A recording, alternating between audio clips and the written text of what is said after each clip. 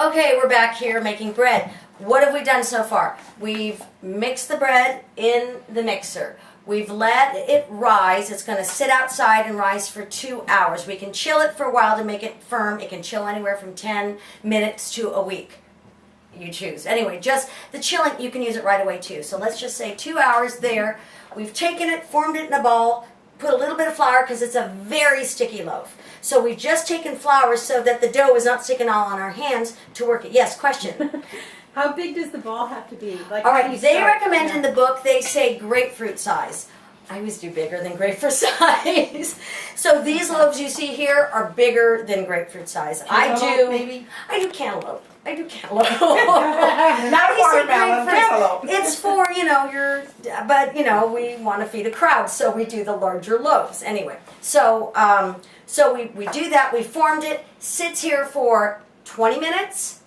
Put the oven on at 450 with your pizza stone inside the oven, and for another 20 minutes. By that time, your oven should have heated up, and then your bread, I've got dough on my fingers, your bread will be ready to go in the oven. So this is where we are right now. So we're going to take a little bit of flour. So this rises 20 minutes, but another 20 minutes. So 40. So 40 minutes it'll rise. But you only touch it. I mean, that's the whole thing about this, is they say, well, it takes time. You're not doing anything. You could be out, if you have a home-based business, you could be working and doing this during the day. You could do it in the morning, leave it. So there's no hands-on. That's the thing.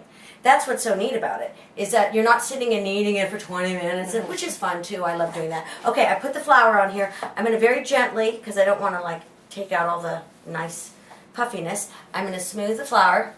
And then we're going to make, and this is up to you, however you like this, we're going to make those lovely cuts in the bread.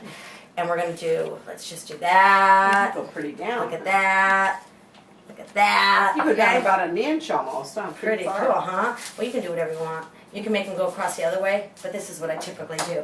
Okay, so now the bread is ready to go in the oven. And as I said, we've done the parchment paper, so it's going to be really easy to slide it off. You could do it without the parchment paper, and you just put more cornmeal on your pan or your pizza peel. There's just a lot more work in sliding it into the oven.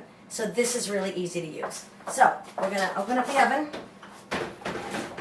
Okay, and one at a time. Also understand that if you're doing two like I'm doing in the oven, one of the loaves is going to cook a lot faster than the other one. And you can just rotate them so that you have more even cooking. And there, you see? It's in the oven. Oh, you cook it on the parchment. Mm-hmm.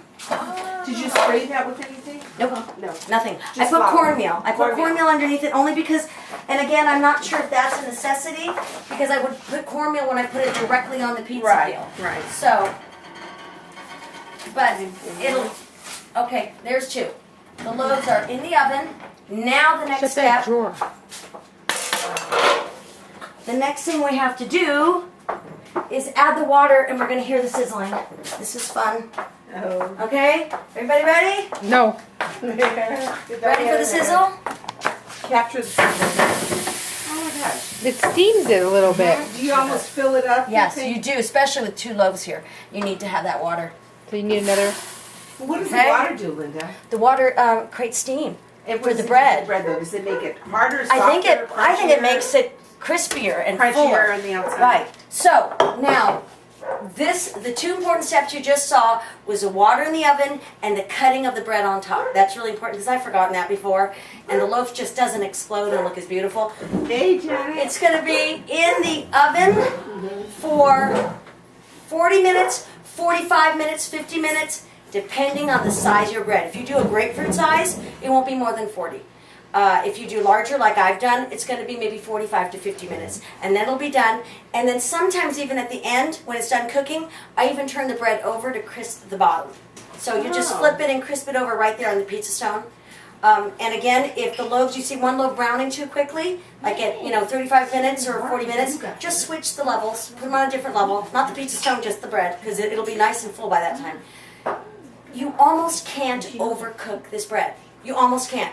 You're going to give it more of a crust if you leave it in the oven longer, a little bit longer than you should, but you just can't overcook it really.